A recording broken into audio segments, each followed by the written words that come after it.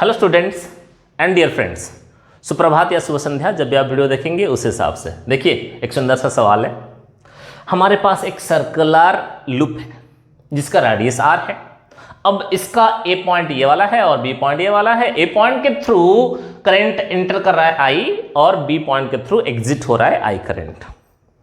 और सवाल है कि ये करंट कैरिंग लूप की वजह से इसके सेंटर पे मैग्नेटिक फील्ड क्या होगा, उसको डिस्कस करेंगे। सुनो, करंट I इस तरफ इन हुआ और यहां पे आउट हो रहा है, लेकिन ए पॉइंट पे इन होने के बाद इसको जाने का दो रास्ता है। AC भी एक पाथ है, AD भी एक पाथ है। इसके थ्रू मान लीजिए करंट जो है वो करंट I1 करंट है और इसके थ्रू जो करंट है वो करंट I2 है। अब ये करंट का रेशियो क्या होगा या ये करंट कितने होंगे वो समझते हैं। सुनिए, मान लीजिए इसका लेंथ जो है, इसका लेंथ उसका क्या होगा, 3 टाइम्स मोर होगा। इसका रेजिस्टेंस मान लो R1 जो है R, इसका रेजिस्टेंस R2 वो हो जाएगा 3 times of R, 3 times of R1 यानी कि 3R हो जाएगा। क्यों? क्योंकि इसका रेजिस्टेंस इसका लेंथ जितना, इसका लेंथ 3 टाइम्स ज्यादा है। लेंथ अगर 3 टाइम्स ज्यादा है तो रेजिस्टेंस भी 3 टाइम्स ज्यादा होगा। तो ये रेजिस्टेंस R है और ये रेजिस्टेंस होगा 3R। ये बात समझ में आ गया। मान लीजिए इसमें करंट I1 है और इसमें करंट I2 है। देखो, जिसका रेजिस्टेंस ज्यादा होगा उसमें करंट कम होगा, ठीक है ना। जितने टाइम्स रेजिस्टेंस ज्यादा है करंट उतना टाइम्स कम होगा। मान लीजिए करंट जो है इसके थ्रू करंट है I, तो इसके थ्रू करंट क्या होना चाहिए, अधिक होना चाहिए। कितना अधिक होना चाहिए? रेजिस्टेंस कम है, जितना कम 3 टाइम्स कम है तो करंट जो है वो 3 टाइम्स ज्यादा होगा। मान लो करंट इसके थ्रू I0 है, I2 जो है वो I0 है और I1 जो होगा वो 3I0 है। अब आपके पास दो टुकड़े हैं, एक 1/4 ऑफ ए सर्कल है और एक 3/4 ऑफ ए सर्कल है। अब इसमें जो करंट है वो क्लॉकवाइज करंट है, इसमें जो करंट है वो एंटी क्लॉकवाइज डायरेक्शन में करंट है, ठीक है। और इन दोनों के लिए इसमें करंट 3I0 है। इन दोनों के लिए मैग्नेटिक फील्ड यहां पे कितना होगा वो देखेंगे। इसको देखने से पहले आपके पास कुछ जरूरी इंफॉर्मेशन होना चाहिए। क्या इंफॉर्मेशन चाहिए आपको? आपके पास एक सर्कुलर आर्क है जिसके थ्रू करंट I है और ये तुम्हारा सेंटर है, ये रेडियस है, एंगल बना रहा है सेंटर पे अल्फा। करंट I के वजह से मैग्नेटिक फील्ड O पॉइंट में कितना होगा वो कैसे निकालेंगे? Stretch your fingers towards current, palm facing towards point of observation, curl your fingers. ये थंब जो होगा वो आपको मैग्नेटिक फील्ड का डायरेक्शन दिखाएगा और वो मैग्नेटिक फील्ड कितना है वो कैसे मिलेगा? B = μ0I अपन 4π अपना रेडियस इनटू अल्फा। ये एक जनरल फॉर्मूला है, हर कोई सर्कुलर करंट कैरिंग आर्क के लिए ये एप्लीकेबल होगा, ठीक है। मैग्नेटिक फील्ड फॉर्मूला ये μ0I/4πr इंटू अल्फा। अल्फा जो है वो आर्क के द्वारा सेंटर पे बनाया हुआ एंगल। और मैग्नेटिक फील्ड का डायरेक्शन कैसे मिलेगा? Stretch your right hand is your working hand, stretch your fingers towards current, palm facing towards point of observation, curl your fingers, thumb will show the direction of magnetic field। ये समझ में आ रहा है? तो उस हिसाब से आपके पास अभी दो टुकड़े हैं, ACB एक पार्ट है, ADB एक पार्ट है। ACB जो पार्ट है वो कुछ इस तरह का पार्ट है, क्वार्टर सर्कल है यानी कि 1/4 ऑफ ए सर्कल है। उसका रेडियस R, मान लीजिए उसके थ्रू करंट जो है वो करंट I है, ठीक है। रादर वो करंट I1 है, रेडियस R है। तो वो एंगल बना रहा है सेंटर पे यहाँ पे 90 डिग्री यानी कि π/2। तो यहाँ पर मैग्नेटिक फील्ड कितना होगा? इसमें मैग्नेटिक फील्ड होगा B = μ0I/4πr। सेंटर पे बनाया हुआ एंगल 90 डिग्री, देखिए ये एंगल 90 डिग्री है तो π/2 लगा देंगे, पाई हो जाएगा कैंसिल। तो सिंपल मैग्नेटिक फील्ड उसकी वजह से होगा μ0I/8R, ठीक है। ठीक वैसा ही, और ये करंट जो है वो I1 है तो ये करंट I1 है तो ये करंट हो जाएगा I1, आप रखिए आप। तो ये पहले की वजह से मैग्नेटिक फील्ड, इसके लिए इसका नाम B1 रखते हैं। So B1 equal to mu naught I1 by 8R। ठीक वैसा ही आपके पास और एक टुकड़ा है, आपके पास और एक टुकड़ा जो कि 3/4 ऑफ ए सर्कल है, 3/4 ऑफ ए सर्कल है, ठीक है ना। तो इसके वजह से मैग्नेटिक फील्ड क्या होगा, इसके थ्रू करंट जो है वो I2 करंट है, ठीक है ना, और उसका रेडियस जो है वो R है, और ये एंगल जो देख रहे हो वो अल्फा है 3π/2। हेलो 3π/2 है ना। तो उसके वजह से मैग्नेटिक फील्ड मान लो B2 that is equal to mu naught I नहीं I2 by 4πr into alpha नहीं 3π/2, पाई हो गया कैंसिल। तो मैग्नेटिक फील्ड B2 के जगह आप लिख सकते हो 3 mu naught I2 by 8R। ये आपके पास वो बड़े वाले हिस्से के लिए मैग्नेटिक फील्ड है, ठीक है ना।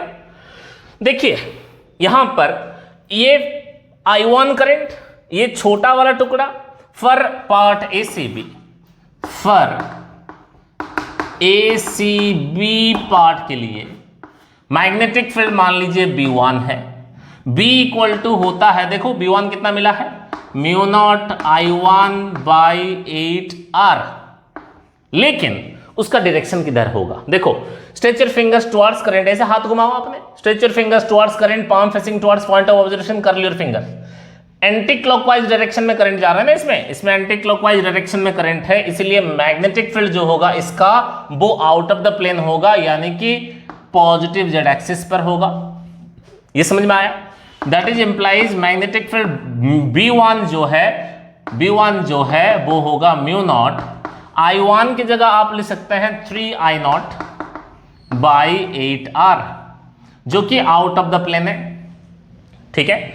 That is equal to B1 is equal to 3 mu not I0 by 8R out of the plane, इस तरफ, ठीक है ना। ठीक है, वैसा ही for part ADB current element के लिए आपके पास क्या होगा मैग्नेटिक फील्ड, जो कि आपको मिला हुआ है B2 is equal to 3 mu naught I2 by 8R। लेकिन यहां पर आपके पास I2 कौन है, 3 म्यू नॉट I2 जो है वो I0 आपने लिया हुआ है, I0 बाई 8R। लेकिन डायरेक्शन किधर होगा बाबू, stretch your fingers towards current, ऐसे हाथ घुमाओ, क्लॉकवाइज के लिए अंदर, एंटी क्लॉकवाइज के लिए बाहर। I2 जो है वो क्लॉकवाइज है, तो उसके लिए मैग्नेटिक फील्ड अंदर। ये छोटके वाले में I1 करंट जो है वो एंटी क्लॉकवाइज है, इसलिए बाहर करंट हुआ था, सॉरी मैग्नेटिक फील्ड बाहर हुआ था। लेकिन ये I2 वाला जो करंट है वो क्लॉकवाइज है, इसलिए उसके वजह से मैग्नेटिक फील्ड अंदर होगा, और अंदर वाले मैग्नेटिक फील्ड के लिए नेगेटिव जेड एक्सिस के लिए ऐसा सिंबल। सो B2 मैग्नेटिक फील्ड जो है वो आपके पास मिल जाएगा 3 mu not I0 by 8R into the plane, और ये आउट ऑफ द प्लेन है, ठीक है ना। अब इसके वजह से सेंटर पे आपने निकाला, उसके वजह से भी सेंटर पे आपने निकाला, दोनों का मैग्नीट्यूड आप देख रहे हैं बराबर, लेकिन एक है पॉजिटिव दूसरा है नेगेटिव, एक बाहर दूसरा अंदर। तो magnetic field at point O will be equal to 1 के वजह से प्लस 2 के वजह से, that is equal to magnetic field at centre of this circle will be B1 कौन है बाबू, 3 mu not I0 by 8R, जो कि पॉजिटिव है अलोंग पॉजिटिव जेड एक्सिस। लेकिन B2 है माइनस, क्यों माइनस, क्योंकि वो नेगेटिव जेड एक्सिस की ओर है, बाई 8R। ये दोनों एक दूसरे के साथ हो गए cancel. So magnetic field at the centre of this current carrying loop will be 0। सिर्फ यहां पे नहीं, सिर्फ यहां पे नहीं, आपके पास अगर कोई भी केस ऐसा आ जाता है आज के बाद, एक सर्कल है, करंट आया करंट गया, current in current out, centre पे मैग्नेटिक फील्ड 0, सेंटर पे मैग्नेटिक फील्ड 0, कोई केस आए सर्कल ऐसा और ऐसा, करंट आया करंट गया, तो सेंटर पे मैग्नेटिक फील्ड 0। ना ना ना ना, कुछ और केसेस भी है। अगर हमारे पास एक स्क्वायर है, करंट आया करंट गया, तो सेंटर पे मैग्नेटिक फील्ड 0 होता। करंट आया करंट गया, सेंटर पे मैग्नेटिक फील्ड 0 होगा। अगर ऐसा होता इन और आउट तो भी 0 होगा। अगर ऐसा बोलोगे इन और यहां पे आउट तो भी 0 होगा, ठीक है ना। अगर आपके पास इस तरह का भी है, ये सेंटर है, current in current out, current in current out, current in current out, current in current out, current in current out. अगर करंट इन जितना करंट आउट उतना हुआ, और ये लूप जो है वो क्लोज्ड लूप है। बात को समझने की कोशिश करें। हमारे पास कोई भी एक क्लोज्ड लूप है, एक सिमेट्रिकल क्लोज्ड लूप है, और अगर करंट इन जितना हुआ उतना ही करंट आउट भी हो गया, तो एकदम सेंटर पर मैग्नेटिक फील्ड हमेशा 0 होगा, हमेशा 0 होगा। हेलो बच्चों, बात समझ में आया। अगर आपके पास कोई एक क्लोज लूप है सिमेट्रिकल, तो उसके सेंटर पे मैग्नेटिक फील्ड होगा। करंट अगर इन हुआ और आउट हुआ, इन हुआ आउट हुआ, इन हुआ आउट हुआ, इन हुआ आउट हुआ, सर्कल हो या स्क्वायर हो या रेक्टेंगल हो, तो उसके सेंटर पे मैग्नेटिक फील्ड 0 हो जाएगा। ये याद रहेगा आपको। इसीलिए बोले थे कि ये एक सुंदर क्वेश्चन, जिसको लेकर के आपको बहुत सारे क्वेश्चन का जवाब भी मिल सकता है। ठीक है, इसको लिख लीजिए। आशा करते हैं आपको ये क्वेश्चन समझ में आ गया होगा, और इसको रिलेटेड जो कंक्लूजन हमें मिला वो भी समझ में आ गया होगा, मजा आया होगा। ठीक है, फिर मिलेंगे एक नए वीडियो के साथ, एक नए कंसेप्ट के साथ या क्वेश्चन के साथ। तब तक खुश रहिए, पढ़ते रहिए। धन्यवाद।